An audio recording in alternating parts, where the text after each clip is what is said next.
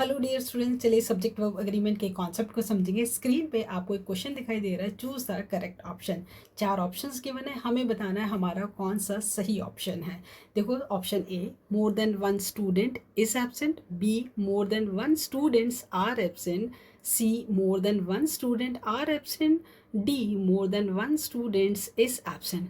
तो आपको कंफ्यूजिंग लग रहा होगा कि कहीं पे इस लगा हुआ है, कहीं पे आर, कहीं पे स्टूडेंट, कहीं पे स्टूडेंट्स। अगर हम मोर के हिसाब से चलें तो मोर जो है हमें क्या लग रहा है कि ये प्लूरल लग रहा है। लगने में प्लूरल लग रहा है तो आप सोचोगे स्टूडेंट्स और आर का कॉम्बिनेशन ले लेते हैं। लेकिन अगर आप ये देखो वन, तो वन आप सोच रहे होगा कि तो सिंगुलर है, क्योंकि हम वन गर्ल वन बॉय ऐसे ही लगाते तो उसके साथ सब्जेक्ट भी सिंगुलर तो वर्ब भी सिंगुलर लगा दे। तो ये अब आप कंफ्यूज हो रहे हैं तो क्या लगाए। तो कंफ्यूज बिल्कुल नहीं होना, इसी कॉन्सेप्ट को हमें समझना है। देखो, जब भी मोर देन वन, ये एक स्पेशल फ्रेज होती है जो लगती हमारी क्या है, प्लूरल लगती है, लेकिन ये हमेशा सिंगुलर वर्ब लेती है। तो यहाँ पे सिंगुलर वर्ब, पहले तो देखो सिंगुलर वर्ब कहाँ पे, यहाँ पे है इस, ये गलत हो गया, ये गलत हो गया, अब है यहाँ पे। दो जगह हमारी सिंगुलर वर्ब आई है।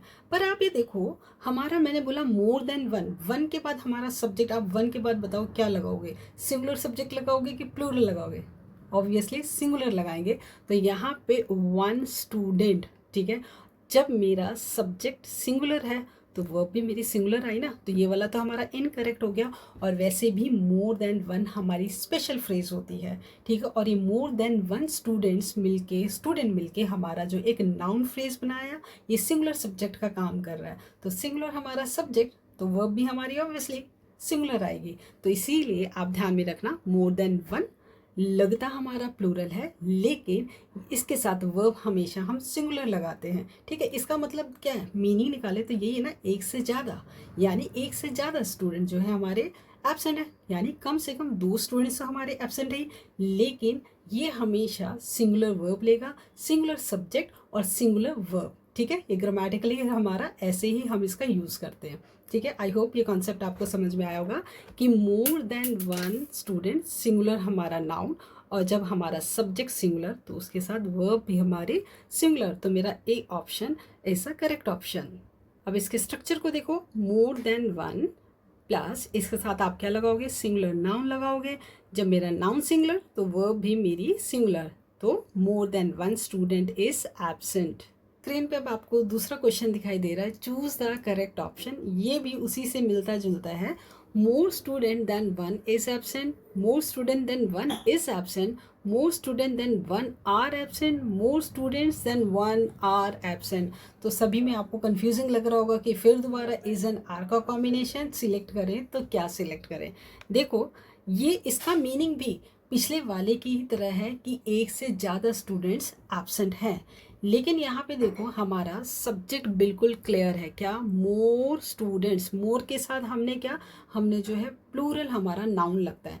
तो देखो ये मोर स्टूडेंट, ये हमारा इनकरेक्ट क्योंकि सिंगुलर लगा है, यहाँ पे भी ये इनकरेक्ट। अब बात आती है, ये दो जगह हमारा प्लूरल जो है क्या लगा हुआ है, नाउन यूज हो रहा है। तो अब ए या डी में से हमारा कहीं आंसर है।